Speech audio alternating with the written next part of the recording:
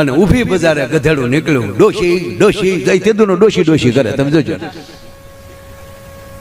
તા ડોશી કે કામ મારે દાદા ક્યાં તા વેહી જા લે નીકળે બજારે. આ ભાભો ના ડોશી તમને મજા આવશે, દાંત જ કઢાવવા. બે ને 81 વર્ષે પોગી ગયેલા, આખી જિંદગી વહી ગઈ. બાપુ 52 વર્ષનો એનો દીકરો, 52 વર્ષનો, પણ હાવ એ કોરો બેટી બચાવો અભિયાનમાં રહી ગયેલો. જ્યાં ગયો નાળી નાળિયેર પાછા આવેલા. અરે અત્યારે તો છોકરાઓને હું ધન્યવાદ આપું, તમે ભાગશાળી છો બધા. અત્યારે તો જોઈને હક પણ કરો છો ને કાંઈ નહીં. તમારા વાલીના મોબાઈલમાં ફોટા મગાવી જાઓ છો. પૂછો આ ફાફલાવને બંધમાં હાલી ગયા ડોહા. જોવા કોણ જાતું હતું યાર? એ તો વડીલોએ સંબંધ કર્યા ફાઈનલ. એ તો ઘરે આવીને ઘૂંઘટ ખોલ્યા ત્યારે ખબર પડી કે આ આપણા ભાઈ ગુલો રાણી બાદશાહ.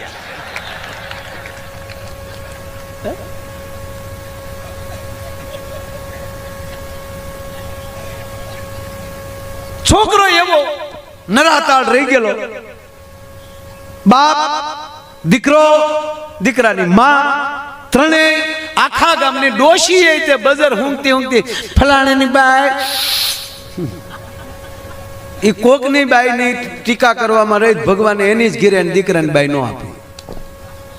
અને હું હંમેશા એક વાત કરું છું, તમારા પરિવાર સિવાયની વ્યક્તિ જ્યારે તમારા પરિવારનું સારું લગાડવા મળે અને સારું લગાડતા લગાડતા અંદર ખોદણી મળે કરવા, તમારા વખાણ કરતી જાય ને તમારી દેરાણી જેઠાણી અથવા તો પરિવારની કોઈ વ્યક્તિની ખોદણી કરવા મળે ત્યારે માનવાનું કે મંથરા મરી નથી ગઈ, મંથરા તમારી ઘરે પાછી આવી છે. તમારું જેવું થોડું કોઈ કામ કરે પણ બેન તું તૂટી જાતો હોય તારી જેઠાણીને એને થોડો તારો ધડો તાતોળી વળી ફૂલાઈને ગળી. હાસો તમે હાસો કહો છો, હવે નોખી ન થાવ મારા બાપના પેટની નહીં, મંથરા આવી તારી ડોહી તારી ક્રિયા મરી નથી ગઈ. અને મંથરા કેવળ સ્ત્રી નો હોય, ઘુઘાવ ઘુઘોય હોય, ઘુઘાવ હોય. મંથરાનું નામ ઘુઘો. ભાઈઓ ભાઈઓમાં તરેડ પાડવાની વાત કરે અથવા તો જે વસ્તુ સત્ય છે જ નહીં એને સત્ય બનાવી અને તમને ખોટી વાત જ્યારે કોઈ કરવા આવે ત્યારે માનજો કે તમારા પરિવારનું મંથરાનું કીધું કઈ કઈ ન માને તો રામાયણ આવી બનત નહીં. આ ત્રણેય ઈર્ષાના ઘર. હા, ડોશી આખા ગામની ઉપાધિ કર્યા કરે, ભાભો સોરે બેઠો બેઠો બીજાની પીજણીઓ કર્યા કરે. કોક વ્યવહાર કરવા આવ્યું હોય ઈ વળી છોકરો જોવા આવ્યા ને જોઈને નીકળે ને તો એને પૂછે હા ભાઈ ઉભા રહો ક્યાં ગામથી આવ્યા? લાગે અમે તો આમ આવ્યા છે ઓલી બાજુથી વાગડ બાજુથી. છોકરો જોવા આવ્યા હતા કે હા ગમ્યો? ના ના અમને નથી ગમતો, ગામડાને નથી ગમતો, પણ હવે ક્યાંક વરાવો તો પડશે ને, વાય આવે હે ને. લે પણ તને ક્યાં પૂછ્યા? બસ કોકનું તોડવામાં આ ભાભો. પણ 81 વર્ષે પહોંચ્યા એટલે વળી પાછો સદવિચાર આવ્યો. એની પત્નીને કીધું કે આખી જિંદગી હાવ આપણે કાઢી નાખી, હવે થોડું ઘણું જીવન બાકી રહ્યું, હાલો ને જંગલમાં થોડાક દૂર જઈને નદીને કાંઠે શિવજીનું મંદિર છે અને મહાદેવને શરણે વ્યા જાય તો અંત સુધરે. આ જો જાતા જાતા તે બાઉન્ડ્રી ઉપર કેસ થઈ જાય ને તોય ઘણું. માં, દીકરો અને આ ભાભો ત્રણેય આવ્યા જંગલમાં, ભોળાનાથના મંદિરે બેસી ગયા અને તમને કોઈ મળ્યા ભગવાનનું ભજન કરવા, ઓમ નમઃ શિવાય ઓમ નમઃ શિવાય. ભગવાનને કૈલાસમાં ખબર તો પડે કે જાતિ જિંદગી આવ્યો તો ખરો દીકરેશ, પણ ભલે બળ કરતો. માં પાર્વતીએ ભોળાનાથને કીધું હવે વાત ચાલુ થાય. પાર્વતીએ ભગવાન શિવને કીધું પ્રભુ બિચારા જાતિ જિંદગી તમારા ભજનમાં મંડાણા છે તો કાંઈક એને આમ જો પ્રસન્ન થાવ. તાકે દેવી એમાં ઈર્ષા ભરી છે, જ્યાં સુધી એમાં ઈર્ષા ખતમ નહીં થાય ત્યાં સુધી હું એને પ્રસન્ન ન થઈ શકું. તા તો માતાજી ખીજડે તમારે દેવા ન વરદાન, બિચારા આવા ભોળા ને દેવાય. તક દેવી જોવું જ તમારે, હાલો એમાં ઈર્ષા છે એટલે મારું વરદાને ફેલ જાહે અને એનું જીવને ફેલ જાહે. ભગવાન શિવ તરત પ્રગટ્યા, માં પાર્વતી ભગવાન શિવ આ ત્રણેયની હામાં પ્રગટ થયા. માંગી લો મારા દીકરાઓ, માંગી લો. ઓલો બાબો કે આ તો હાશે ને આવ્યા ડોહા, આખ્યાન વાળા નથી ને. લે એટલે આમ જોવા મળ્યો કે હાસુકલો ભોળાનાથ કે હાસુકલો છે, અડી જાય તો વયો જાય, મારી મોડ થઈ જાય તું પાછો. પ્રસન્ન થયો છું, માગ. એટલે ગાંખો થઈ ગયો કે માગું છું. એટલે ભોળાનાથે કીધું જો ભાઈ સાંભળ, અત્યારે તાર ન માગવું ને કાંઈ નહીં, તમને ત્રણેયને એક એક વરદાન આપું છું. તમે ત્રણેય મળીને નિરાચે ઓણ પોર જ્યારે સમય મળે ત્યારે, જ્યારે સદબુદ્ધિ આવે ત્યારે ત્રણેય જણા તમે એક એક વરદાન તમારી રીતે માગી લેજો, જાઓ. એમ કરીને ભોળાનાથ નીકળી ગયા. કોકની ઘીરે સાહેબ આપણે ખાલી ચા પીવા જવું હોય ને તો જમીન આવવું પડે એવો ભાવ થઈ જાય, અને ઘણાને ઘીરે જમવા જવું હોય ને તો ચા પીધા વગર નીકળી જાય એવું થઈ જાય. એટલે ભોળાનાથ તાત્કાલિક નીકળી જાય. તને ત્રણે એક એક વરદાન આપ્યા, મન ફાવે ચાલ માગી લેજો. પાર્વતીજીને કીધું હવે જોજો દેવ્યા, ઉમા જોજો. હવે ત્યાં ત્રણે બેઠા હતા. એટલે ઓલો ભાભાને શું કે આરું એક એક વરદાન જો ત્રણે જો હપીને માગી લે, એક પીએમ થઈ જાય, એક સીએમ થઈ જાય, અને મેડમ છે એ રાષ્ટ્રપતિ થઈ જાય, તો હું ઘટે ત્રણેયને? પણ જ્યાં ઈર્ષા હોય, તમારા જ ઘરની લાઈટ છે એ હોલ્ડરમાં આંગળી ભરાવતી લાઈટ એમ નહીં કે આ બિચારો બિલ હાથ ભરે છે ને આને મારે સસડાટી ન બોલાવાય, એ અડી જ જાય. એમ ઈર્ષા એવી છે. ત્રણેય બેઠા હતા, ભાભો સટક્યો. ભાભાએ કીધું કે તમે ત્રણેય આમ જો મા દીકરો બેસો ને ત્યાં હું અખતરો કરતો આવું. એકલો ભાભો આવ્યો ગામમાં, સારું હું માગું. એના એ ગામમાં પાછો આવે ને એમાં પછી બહુ ન હોય. મીડો જોવા હવે હું માગું. પાછું છું કે આગળ અજબો વસ્તુ માગી લઉં, પણ આયુષ તો 18 વર્ષ બાકી છે. 81 પહોંચ્યો, કદાચ 100 વર્ષ જીવી લઉં તો 18 વર્ષમાં મોજ કરી હું લેવી? એની કરતા ભગવાન પાસે આયુષ માગી લઉં. અને ભગવાનને કીધું, હે મહાદેવ, હે ઓઠરદાની, પ્રભુ મને 18 વર્ષનો યુવાન બનાવો, અને દુનિયામાં મારથી કોઈ રૂપાળો ન હોવો જોઈએ. તો ફડક દે 81 નો હતો તે એકડો આગળ વી આવ્યો, એકડો પાછળ હતો, આઠડાની માં એકડો હતો, એકડો ફટ દઈને આગળ આવી ગયો, અને ઓલો થઈ ગયો ફાટ દઈને 18 વર્ષનો આવો ગલગોટિયો. હવે મહાદેવ રૂપ આપે એમાં હું ઘટે? ગામના અમુકે 3-4 જણાએ જોયું ને એ વંડિયું ઠેકી ગયા કે બાબા માલી છોકરો થઈ ગયો, હળોતર લાગે. ન્યા જા ઉભો તો ત્યાં રાજા ન્યાલી નીકળ્યા. હવે રાજાને દીકરો નહીં, અને આવો જ્યાં ગલગોટિયો દીકરો જોયો, રૂપ રૂપના આભરણ, 18 વર્ષની ઉંમર, અને રાજાની બગી ઊભી રહી ગઈ. જય માતાજી દીકરા, જય માતાજી મહારાજ. ક્યું ગામ? ગામની ખબર જ ક્યાં છે? રૂપ જો ખોટું બોલતા શીખવાડ્યું. ગામ જ ક્યાં છે? નાનપણમાં માવતર મરી ગયેલા, રખડતો રખડતો અહીંયા આવ્યો છું, કઈ માવતર તો છે નહીં, ગામે નથી. આને ખબર હતી પાપાને કે રાજા એમણામ છે, આપણું ગોઠવાઈ ગયું. એટલે રાજાએ કીધું તારે કોઈ માવતર નથી? ના, મારી સાથે આવું સવાલ જ નથી ને, મારે પણ દીકરો નથી, હું તને મારો ઉત્તરાધિકારી બનાવીશ. બેહી જા બગીમાં. તા તો બેહી ગયો. ત્યાં જઈને સીધો યુવરાજ સ્થાપી દીધો, બાજુમાં સિંહાસન આપી દીધું. પછી તો કઈ ઘટે જ નહીં. ખોળામાં તલવાર ને યુવરાજ આમ બેઠેલા. હાજ પડવા આવી ડોશીએ કીધું તાર બાપા ગયા ક્યાં? મારો બાપો ગયો ક્યાં? હાલ ગોતવા જાય. મા દીકરો બે આવ્યા, ગામના પૂછ્યું તાર બાપા ભેળા હતા? એ કે હામે ઉભા હતા ને એમાં યુવાન થઈ ગયા, રાજા લઈને વૈયા ગયા. મારે જોજે એકલા ઘા કાઢી લીધો, હાલ બટા ગોતવા ગયા. ન્યા તો રાજની કચેરીમાં જ્યાં બે પ્રવેશ કર્યો. હવે આ ડોશીએ તો 18 વર્ષના તો જોયા ન હોય, 28 તો શરૂ થયા જીવન સાથી તરીકે.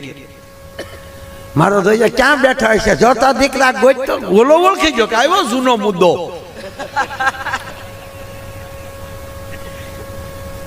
હવે રાજાને આગળ તો ખોટું બોલ્યા છે ને, હવે આ બેયને મા દીકરાને આવતા જોયા એટલે આને ભય લાગ્યો કે આગળ જો આ ઓળખી જાય ને રાજાને કહે તો તકલીફ પડશે.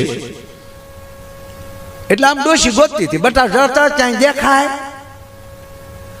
ઓલાને ભયને હિસાબે ઉતાવળો થઈ ગયો, ન્યાલી ઈશારા મેળ કરવા, બેહી જા બેહી જા બેહી જા. દીકરા કા માઇન ન માન, ઓલો કુંવર બેઠા ને લખણ તારા બાપ જેવા છે.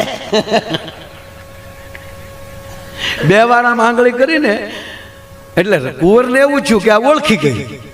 એને બીજાને હુકમ કર્યો, કોલી ડોશી બેસતી નથી, એને બહાર કાઢી આવો, ગાંડી છે. મને ગાંડી ક્યાં છો? વાહ વરદાન! તા તો રાતના માણસો તગડ્યું, હાલો ભાગો ભાગો. યુવરાજ કે એટલે તો પૂરું થઈ જાય. તો ડોશીએ કીધું કાંઈ વાંધો નહીં, ચેષ્ટા કર લે, મારે હજી વરદાન બાકી છે. બહાર જઈને ડોશીએ કીધું કે હે ભોળાનાથ, એ જે મારા ઈ જે છે એ ગધેડો થઈ જાય. ગધેડા નામની ચીજ હતી નહીં. આ ગધેડાની ઉત્પત્તિ તેદી થઈ. ગધેશ હતું નહીં. ઓલો ગાય જે બેઠો હતો ને સીધો ગધે. હા ને રાજાને ચૂક મારું સળોતર છે હું. રાતના માણસોએ 2 ડફણા માર્યા અને ઊભી બજારે ગધેડું નીકળ્યું. ડોશી ડોશી ગઈ તેદુનો ડોશી ડોશી કરે. તમે જોજો. તા ડોશી કે કામ મારે રાજા ક્યાં તા બેહી જા, લે નીકળે બધાવે. દીકરે કાન પકડ્યા, પાપા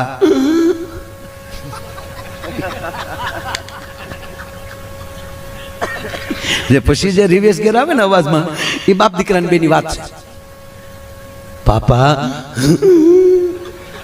દીધી હું કેટલી ભાષા સમજુ પણ તમને કહું નહીં કોઈ.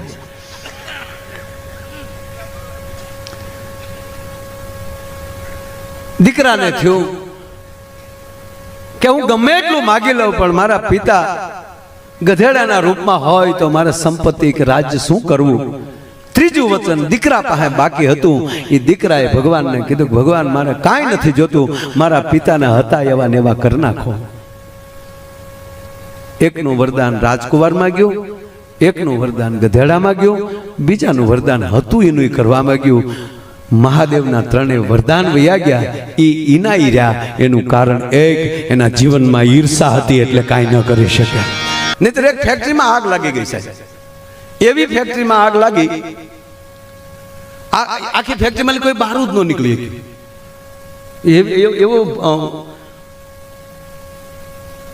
લપેટો લાગી ગયો. ફાયર એટલું બધું જોરદાર થઈ ગયું ને, કોઈ બારૂદ ન નીકળે. આખી ફેક્ટરી ભડતું, અંદર 150-200 જે હોય, કોઈ બારૂદ ન નીકળ્યો. મોટો ભાઈ હોબાળો થઈ ગયો.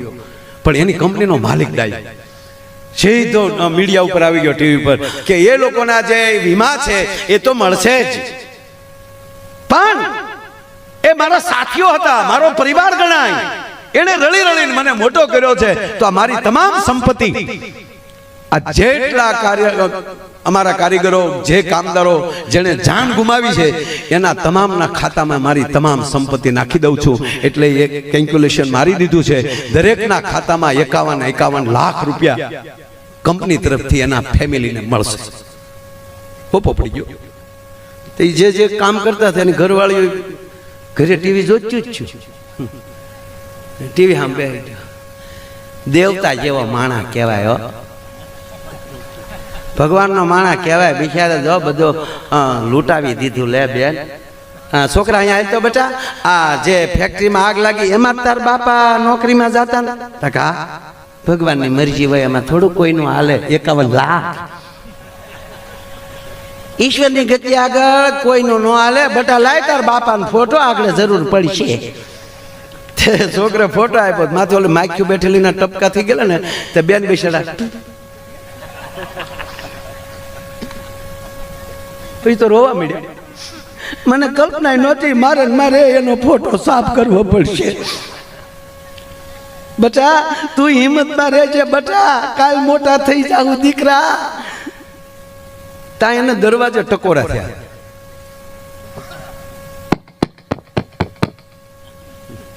આમ ટકોરો થયો ને, તો બેને દરવાજો ખોલ્યો, તો ઘૂઘુ સામો ઉભેલો ને માવો સોળે. તો બેન ટક્કર લઈ ગયા કે આ ક્યાંથી આવ્યા? તેનો પતિ કે હું છે શું સામો જોઈશ? તમારી ફેક્ટરીમાં આગ નથી લાગી? કે ભડકો થઈ ગયો. સમાચારમાં તો આવે કોઈ નથી બસ્યું. કોઈ બસ્યું જ કેવું? તા તો બાઈને હેવડો પીડ્યો, કોઈ બસ્યું નથી. એ કે તો માળો ભૂત થઈને પદ્માને મળવા જ નહીં આવ્યો હોય ને, એટલે એ બેનનું નામ પદ્મા હતું. એમ તરત પાછું તરત ખબર પડી કે મેરા ભેગું તો ભૂત ન થાય. કે તો ખરેખર તમે જ છો? તા હું જ છું. પણ તમે કહો છો કોઈ નથી બચ્યું, તો તમે કેમ બચ્યા? તાકે હું માવો લેવા બહાર ગયો હતો. અને પછી મૂળભાઈ જે બાઈ ખીજાણી છે, હું કેતું નહીં કહું વ્યસન વાળી બહાર નીકળો પણ મૂકવું જ નથી, કારણ કે માવો 51 લાખ નો જો સાહેબ. વીમો તો નોખો, આને પ્રેમ ન કહેવાય. આ ઘણા એમ કે આવડા હું કામ હવનમાં આવા ધુવાડા કર નથી, આ ઘણાના વીડિયા આવે. મૂળભાઈ મને કાળસળ, પણ હવે નાનો માણસ આપણે કઈ કહેવાય તો નહીં.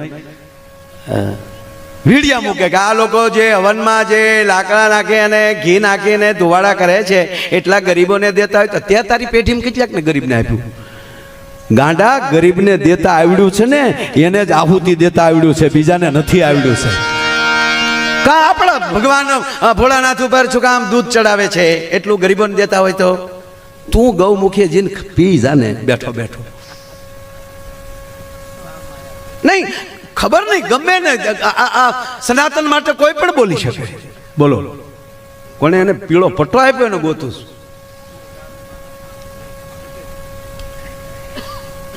એક તોલું ઘી, એક તોલું ગાયનું દૂધમાંથી બનેલું ઘી, એક તોલું ઘી બળે ને બાપુ 1 ટન ઓક્સિજન આપે છે. પ્રયોગ કરી લેવાની છૂટી. આ કોરોનામાં આપણે પોણા બેસ્યા ને એનું કારણ આ જ હતું.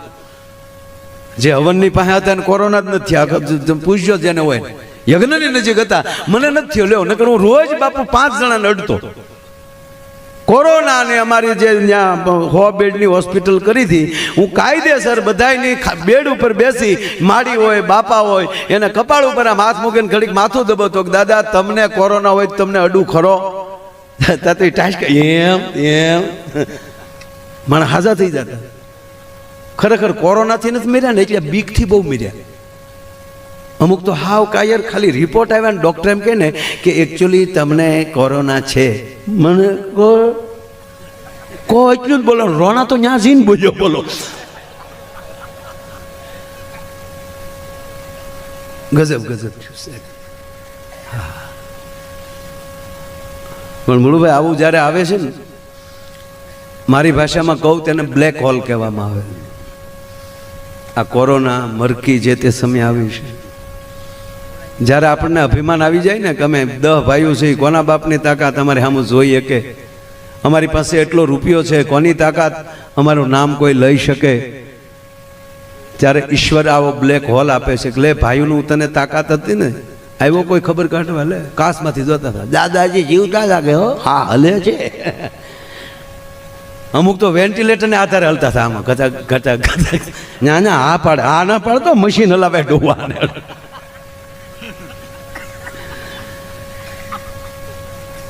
એકલો જ્યારે બાટલાના ટીપા ગણતો હતો ત્યારે એને યાદ આવ્યું કે અરે હું જે અભિમાન કરતો હતો એને બદલે આજ કોઈ નથી આવતું. મારી પાસે એટલો રૂપિયો છે, માણસ કેનારો ઓક્સિજનનો બાટલો નહોતો મળતો. આજે હવા લઈ છે આપણે, અત્યારે શ્વાસ લઈ છે, એ શ્વાસની કેટલી, હવાની કેટલી, ઓક્સિજનની કેટલી કિંમત છે એ બાટલા ઓક્સિજનના નહોતા મળતા ત્યારે ખબર પડી. અને બાટલા તો એવા મૂળભાઈ ઉપડ્યા ને, અમારા અલંગમાં લોખંડ કાપવાના જે બાટલા હાલતા હતા ને એ એકાદ દીધા, કારણ કે મળતા જ નહોતા બાટલા. એ બાટલામાં હવા ઉભર્યો. ઓલો એ ભાઈ એના બાપાના ખબર કાઢવા જતો હતો હોસ્પિટલ, તો એનો ટપુડીઓ હારે થયો, પપ્પા મારે પણ દાદાને જોવા છે. કે લઈ જાઓ, બાળકને લઈ જવાની મનાઈ હતી, પણ કે લઈ જાઓ, દીકરાનો પ્રેમ. તે કાસમાં લે ઊંસો કરીને દેખાડ્યો. તો દાદા વેન્ટિલેટર ઉપર હતા, બધે ભૂંગળા ને વાયર ને લગાડેલું. દાદા લેર કરતા હતા. ઘરે આવીને દાદીમાએ પૂછ્યું, બેટા તાર દાદા શું કરતા હતા? ચાર્જિંગમાં મૂક્યો હોય એવું લાગ્યું. એને એમ કે દાદાની બેટરી વહી ગઈ, દાદાને ચાર્જિંગમાં મૂક્યો. બોલો, એવી પરિસ્થિતિ આવે ત્યારે દ્વારકાધીશ સામે આપણે કેટલા સમ ખાધા છે તમે કલ્પના યાદ કરો. કે દ્વારકાધીશ અમે કચરો નહીં નાખીએ, આપણે 2 મહિના ઘરે રહ્યા સાહેબ, આકાશ ચોખ્ખું થઈ ગયું હતું, પૃથ્વી ચોખ્ખી થઈ ગઈ હતી. એના ઉપર ખબર પડી આપણે કેટલી ગોબરાયું કરીએ છીએ. આ બાબત હું અમેરિકાને વખાણ કરીશ. એ લોકો કોઈ દિવસ જાગતા વેત કરાગ્રે વસ્તે લક્ષ્મી નથી બોલતા, પણ ઈ આ છે ખરાબ કામ નથી કરતા. એ લોકો જાગીને પરવસ્તન મંડલે વિષ્ણુ પત્ની નમસ્તુભ્યમ પાદર્શક્ષમસ્વ મે એ કોઈ દી માં પૃથ્વીને પગે નથી લાગતા, પણ એ માવો ખાઈને કોઈ દી પૃથ્વીમાં થૂકતા નથી. એમાં ગુણ છે એ કહીશું. એ નાતી વખતે ગંગા જમના સરસ્વતી નર્મદા સિંધુ કાવેરી તમામ નદીઓ મારા નાવાના જળમાં આવશો એ કહેતા નથી, પણ એ જળને ખરાબ કરતા નથી. એની નદીઓ એ નદીઓમાં વહેતા નીરમાં એ કોઈ દિવસ કહેવાય ગયો કાગળનો ટુકડો ફેંકતા નથી.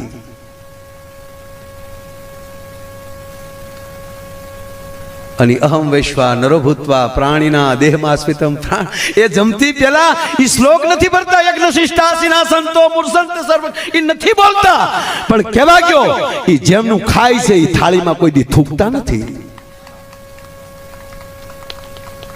એટલે 600 વર્ષમાં વિશ્વ સત્તા લઈ શકે. આપણે જાગીએ કરાગ્રે વાચે લક્ષ્મી કરમૂલે સરસ્વતી જાગીને છોકરાને મૂકી હેઠું બેહની લાતે તું કે છો કે આમાં લક્ષ્મી વચે છે, ગોવિંદ વચે છે, એનાથી તું નો કાઠલા પકડી કોકના. કહેવાનો મારો અર્થ આ બધું હવે આપણે કરવું પડશે. હું કાલ જ માધવપુરના મેળામાં હું બોલ્યો છું કે આ તમે જ્યાં જામનગર પટો દ્વારકાધીશની આજુબાજુ જેટલા છો સોમનાથ સુધી એમાં આપણું મવાઈ આવી જાય, અમે આવી જઈએ ભેગા.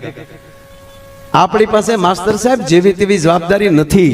આ બેઠેલા મારા યુવાન ભાઈઓને તમારા દીકરા તરીકે કહું છું, પરદેશનો માણસ એરપોર્ટમાંથી ઉતરે છે ને જામનગર અને દ્વારકા આવવા આવે છે ને, એ પરદેશમાંથી સીધો આવે છે. એને ખબર નથી કે આ ભારતનું ગુજરાત કહેવાય અથવા તો આ બરડો કહેવાય, આ હાલાર કહેવાય, આ ઓખો કહેવાય, આ ઘેડ કહેવાય. એને ખબર નથી. એ ડાયરેક્ટ તમને ભારતના નાગરિક તરીકે જોવે છે અને તમારું જે વર્તન હશે ને એ વિશ્વમાં જઈને એના દેશમાં જેની વાત કરવાનો છે. એટલે મોટામાં મોટી જવાબદારી આપણી આવે છે.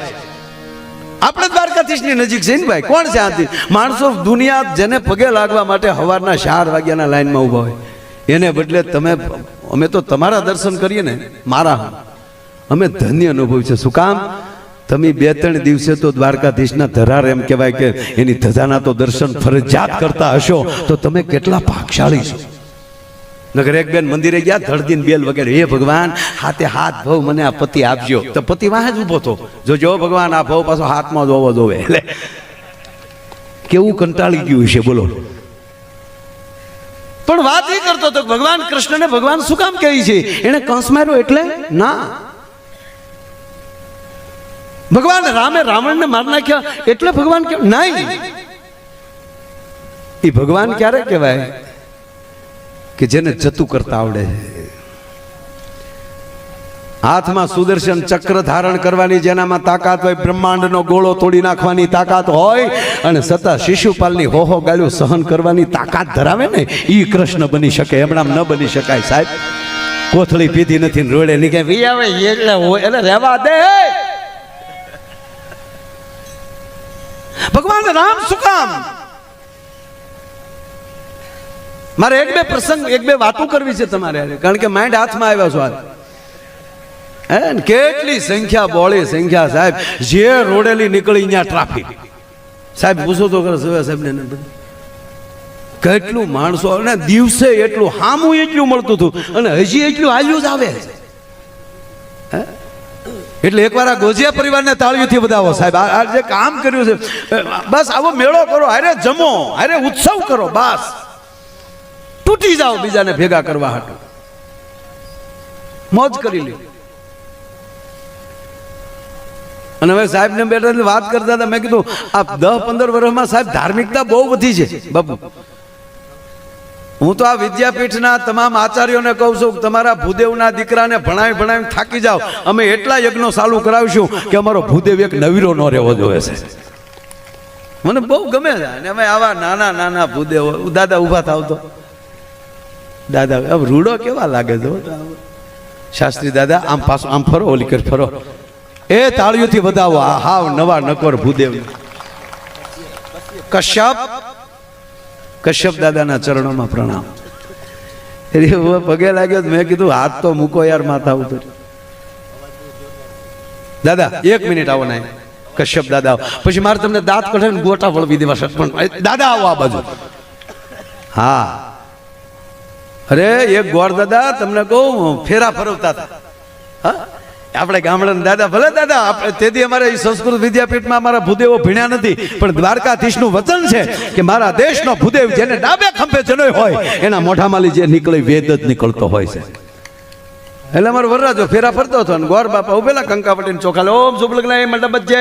વરરાજાના પગમાં લિંગ, બૂટ મોજા કાઢીને વરરાજાના જમણા પગનો અંગૂઠો ખેતરપાળને અડાડો. અણવર કાલ્યો ગોર દાદા 100 રૂપિયા તમારો અંગૂઠો અડાડી ગયો. વરે આમ તો કે હું મૂળુભાઈ બે હાઠુભાઈ છે, અમે બે એક જ શોરૂમમાં છીએ.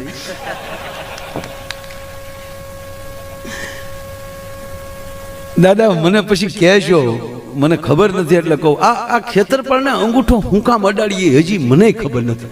જેને પૂછીએ કે હું કામ અડાડતા, કે બાપા અડાડ્યા અમે અડાડીએ. લે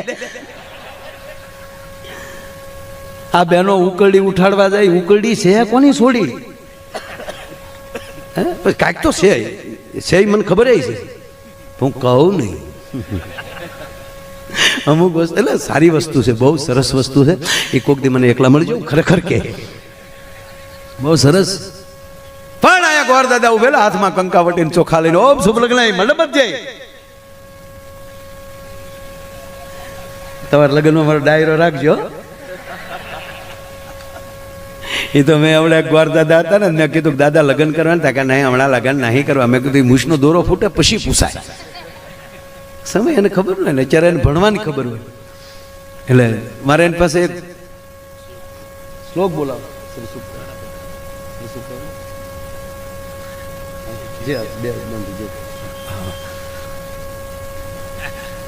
એટલે લગ્ન કરો તો ડાયરો મારો રાખજો. એટલે અહીંયા ગોર દાદા ટૂંકમાં એક ઉપાડી એટલે વાત કીધું. ગોર દાદા હાથમાં કંકાવટીને ઉભેલા, વરરાજાના પગમાલી બૂટ મોજા કાઢી નહીં, વરરાજાના જમણા પગનો અંગૂઠો ખેતરપાળને અડાડો. ગોર દાદાને કીધું કાલ્યો દાદા બીજા બસો. હે ભાઈ રૂપિયાથી નો હાલે, વિધિમાં ફેરફાર નહીં. વરરાજાનો અંગૂઠો અડાડો પડે. બાપા તો તારું નો કહો અણવર, તારો પણ પગનો અંગૂઠો ન ચાલે, તારા બાપુજીનો પણ ન ચાલે. વરરાજાનો જ અંગૂઠો ચલાવવો પડે. કે ગોરદાદા આલ્યો બીજા 200 પડી, મુદ્દો રહેવા ગયો. ગોરદાદા કે પણ છે હું તક બીજું કાંઈ નથી દાદા, અમે હજી સુધી વેવાઈને નથી ખબર પડવા દીધી ને તમે ખેતરપાળને હુકામ ખબર પાડવા માંગો છો? ગોરદાદા તોય ન સમજાવ. નહીં ભાઈ ચોખવટ કરો. ચોખવટ એટલે અંગૂઠો જ નથી. આ પગ બૂટ મોજામાં છે ત્યાં સુધી જ રૂડો છે બાપા.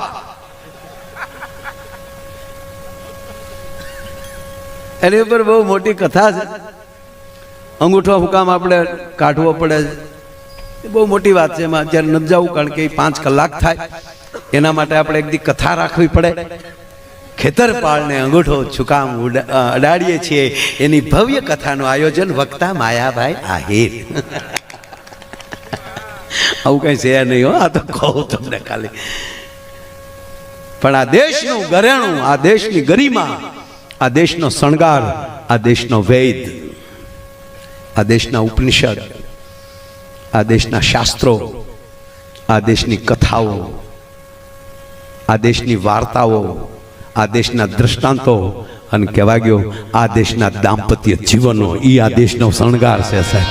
આ દેશનો શણગાર શું? આ દેશના દાંપત્ય જીવન. અને એવા ભૂદેવ અહીંયા બેઠા છે બાળેટા, એને વિનંતી કરું કે એક એવો શ્લોક, આ તમે યજ્ઞમાં તો મોજ કરાવો છો, પણ એકવાર આ દાદા બોલે ત્યાં સુધી બધાએ ટટ્ટાર બેસી આંખો બંધ કરી દ્વારકાધીશની મૂર્તિને નજર સામે કેન્દ્રિત કરવાની છે. 1 મિનિટ આવું કરવાનું છે સાહેબ. બધાને મારા કરબદ્ધ પ્રાર્થના, એક સાથે એટલી વ્યક્તિ ધ્યાનમાં બેસી જાય, દ્વારકાધીશને સીતમાં લઈ લે સાહેબ, કેવડી મોટી વસ્તુ બને કલ્પના તો કરો.